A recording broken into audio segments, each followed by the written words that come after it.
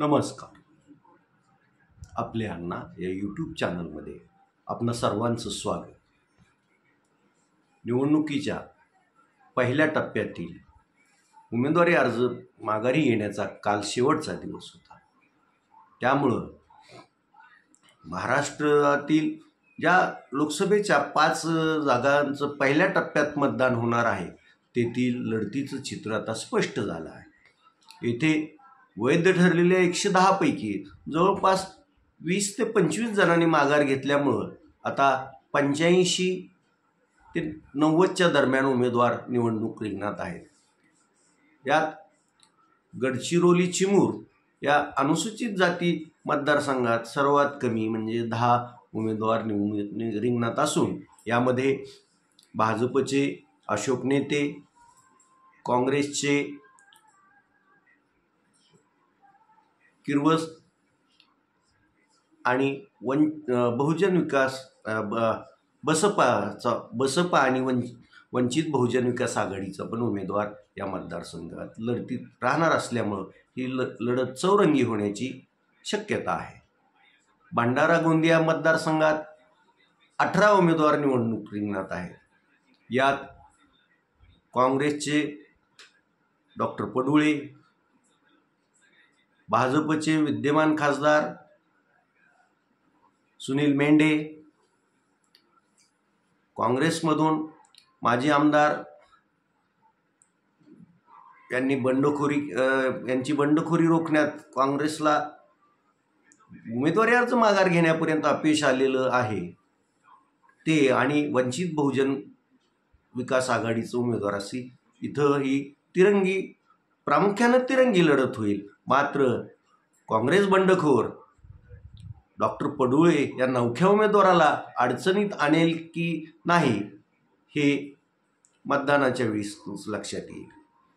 दुसरीकडे रामटेकमध्ये काँग्रेसकडून गेली निवडणूक लढवलेले माजी संधी अधिकारी किशोर गजभिये यांनी बंडखोरी कायम ठेवली आहे.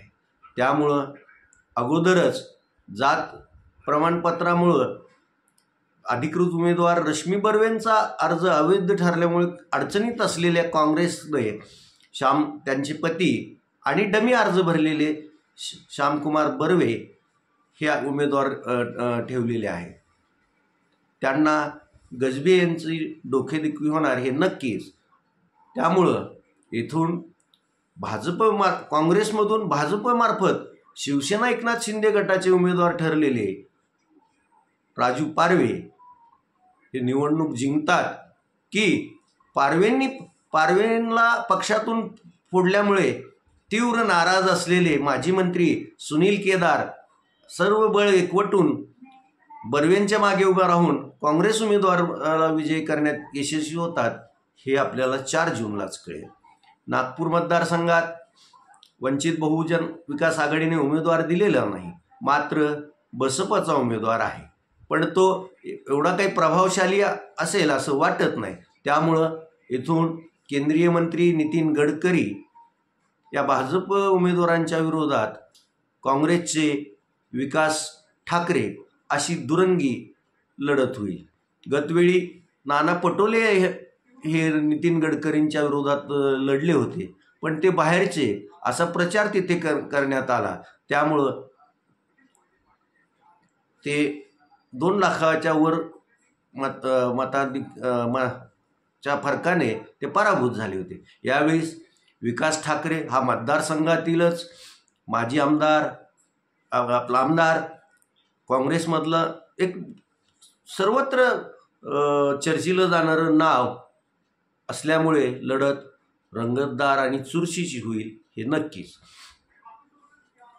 हे असं महाराष्ट्रातल्या पहिल्या टप्प्यात होणाऱ्या लोकसभा निवडणुकीतल्या 5 लोकसभा मतदारसंघाची आजची स्थिती आहे. आता उन्हाचा कडाका वाढतोय आणि प्रचाराचा पण वेग वाढत जाईल. त्यामुळं या सूर्यदेवापुढे प्रचारक थकतात की सूर्यदेवाच्या वक्र नजरेकडे वक्र नजरेवर कटाक्ष टाकून आपलं काम करत राहतात, हेही पाहणं तेवढंच गमतीशीर राहणार आहे. आता इकडं दुसरीकडे काल राष्ट्रवादी शरदचंद्र पवार गटाने आपली पहिली उमेदवारी यादी जाहीर केली.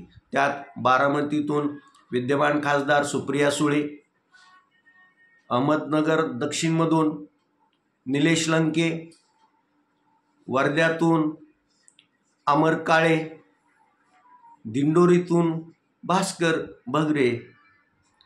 भंगुरे यांचा समावेश आहे. दिंडोरीत भाजपचे माजी खासदार हरिश्चंद्र चव्हाण हेही निवडणूक आखाड्यात उतरणार असल्याचं त्यांनी घोषित केलं आहे.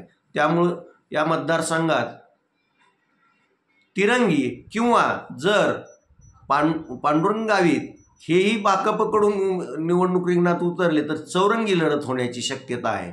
आणि या लढतीचा फायदा भास्कर भगरे यांना होतो की विद्यमान खासदार केंद्रीय राज्यमंत्री डॉक्टर भारती पवार यांना हे 4 जूनलाच लक्षात येईल.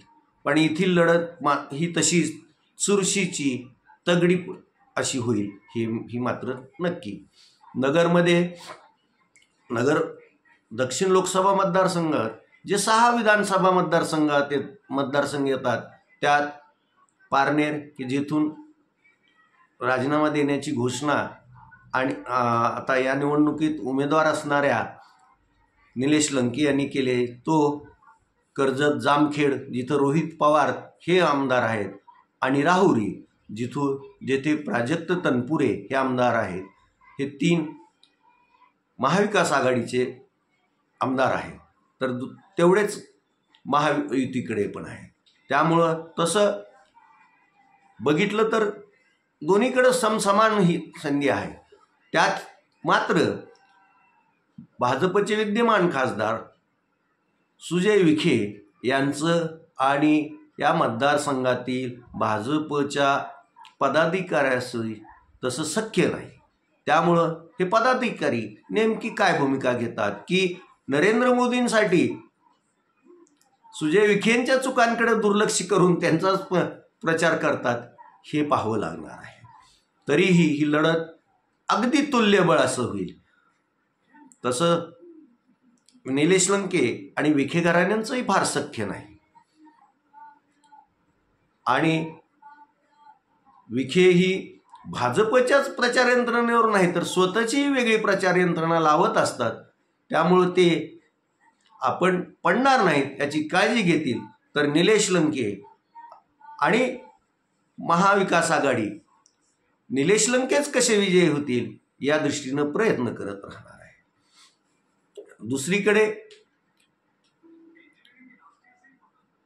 लातूर राखीव मतदारसंघात डॉक्टर शिवाजीराव काळगे हे काँग्रेसचे उमेदवार आहेत. ते माला जंगम जातीचे आहेत हे मी कालच सांगितलं. त्यामुळं ते निष्णात नेत्र तज्ज्ञ आहेत. त्यामुळे त्यांची नजर जे लिंगायत नेते मंडळी भाजपच्या प्रवेशकर्ती झाली आहे त्यांच्यावर बारीक नजर ठेवून राहतील आणि विद्यमान खासदार श्रंगारेंचा या निवडणुकीत घाम काढतील. आणि जर भाजपनं ही जी फोडाफोडीचं राजकारण का चालू केलंय यावर त्या मतदारसंघातील मतदार प्रचंड असा तीव्र नाराज झाला तर कदाचित नेत्रतज्ञ डॉक्टर शिवाजीराव काळगे हे दिल्ली पण गाठतील असं एकंदरीत त्या चर्चा.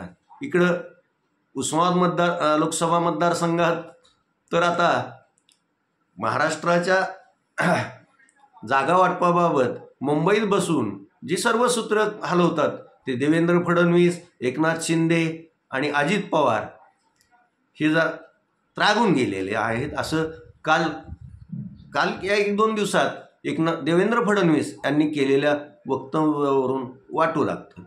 त्यांनी आम्ही आता कंटाळलो आहोत. जे इच्छुक आहेत त्यांनीच एकत्र बसावं आणि आमच्यापैकी कोण एक उमेदवार आहे हे त्यांनी सांगावं. तिन्ही पक्षातील कुठलाही तो उमेदवार असेल त्या उमेदवाराला आम्ही उमेदवारी देऊ, इथपर्यंत ते बोलून गेले आहेत. त्यामुळं उस्मानाबाद मतदारसंघात काय घडणार, एकंदरीत महायुतीत राष्ट्रवादी काँग्रेस अजित पवार पक्षाला जी जागा देण्याचं नक्की झालं आहे, त्या सूत्रात उस्मानाबाद लोकसभा मतदारसंघ हा राष्ट्रवादी अजित पवार पक्षाला सुटेल हे मात्र नक्की. आणि मग ते कोणाला उमेदवारी देतात त्यांच्याकडे मूळ उस्मानाबाद जिल्ह्यातले असलेले विधान परिषदेचे 2 सदस्य आहेत. एक विक्रम वसंतराव काळे आणि दुसरे सतीश चव्हाण भातंगडीकर. त्याचबरोबर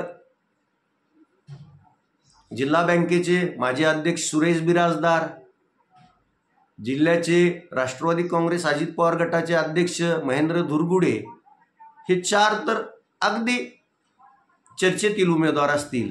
आणि समजा या चौघांनाही उमेदवारी न देता जर भाजपनं एखादा उमेदवार अजित पवारांना सुचवला तर भाजपने पुरवलेल्या त्या उमेदवारालाही उमेदवारी दिली जाईल. आणि यात 2-3 नावं सध्या कालपासून चर्चेत येऊ लागली आहेत. त्यात एक आहेत माजी सनदी अधिकारी प्रवीणसिंह परदेशी, दुसरे आहेत तुळजापूरचे आमदार तुळजापूरचे आमदार राणा जगजितसिंह पाटील आणि त्यांच्या पत्नी अर्चना राणा जगजितसिंह पाटील. त्यामुळे या 7 पैकी कुणाचाच उमेदवारीच्या बाबतीत सट्टा लागतो याकडं आपणा सर्वांचं लक्ष लागून राहणार आहे. तुर्तास एवढं. धन्यवाद.